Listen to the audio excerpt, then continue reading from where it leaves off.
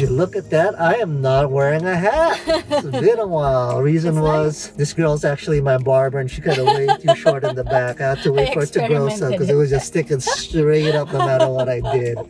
Anyway, here we are in another Boba Diaries. We're keeping it close to home today. We are here in Castro Valley, just right by Hayward. It's probably one of our favorite areas here. Castro Valley. Yeah, it is, right? Yeah.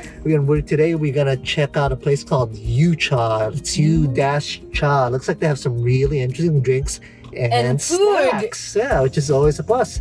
Anyway, enough of my jibber jabber. Let's do it! What time is it? It's Boba time! We are gonna do something fun today. Boba Diaries. So the idea is we're gonna go to different boba spots and we're gonna try their boba and their snacks. And let you know if it's worth your time and money.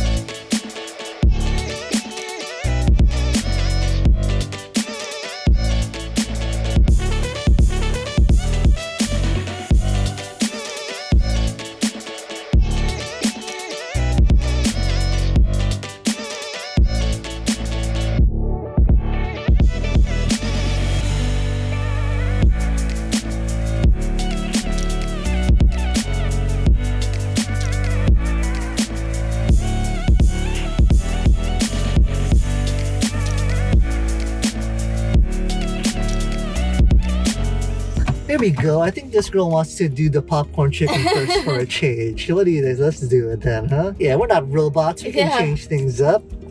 I'm gonna guess it's good by that reaction. Or I'm just hungry. Mmm. It's really good. I think this is the best popcorn chicken that we had. Yeah, this is the best one we've had in a while. Yeah. I would say the only one that rivals this popcorn chicken is at Who's Tea in Fremont. Yeah. Although we haven't checked out Who's Tea on Boba Diaries yet, but maybe we should. What makes this so good? First, it's not pure white meat. Next is it's real chicken. Unlike the other one that we went to, it's like fake chicken or I don't know, like processed chicken. And third, because it has the perfect seasoning too. And I love my fresh basil. So that's my K3. So what do you give this popcorn chicken? 5. 5 out of 5. And it's a lot too. That's why. Yeah. It's a little bit pricey, but I think this one is worth it. It's really delicious. And it's a lot. You get a decent amount, especially if it's just one person. You're not sharing with like the two of us are. You know, the breading on it is really light. The seasoning, it's really delicious. You know, it's a blend of salty, but you got a little bit of pepper and ginger in it. And then you add the fresh basil on it. It's perfect. Yeah, it's probably, like we said, one of the best popcorn chicken we had. It's a perfect 5 out of 5 for me as well. Okay, let's go move on to our drinks. I got crema classic milk tea with matcha cream on top.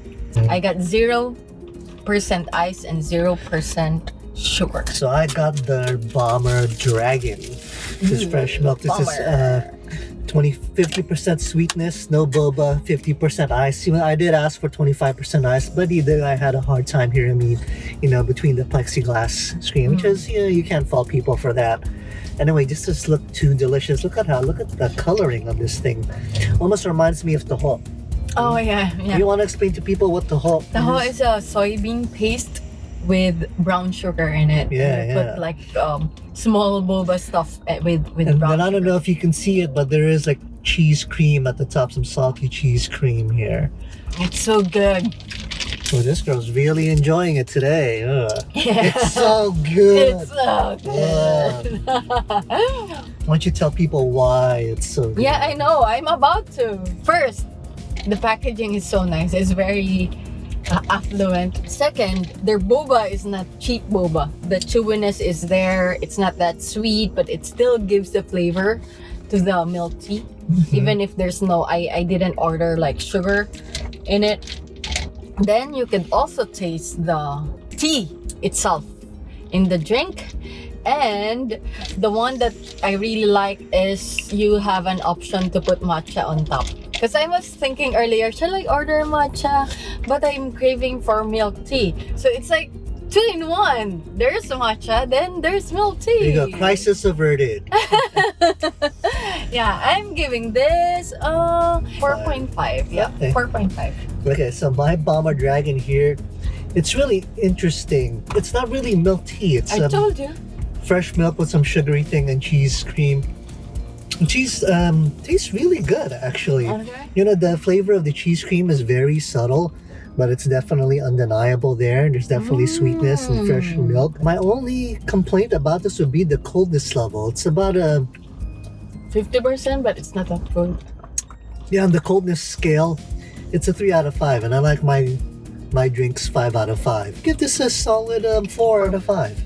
4 out of 5? Yeah, so this is a solid 4 out of 5. This is really good.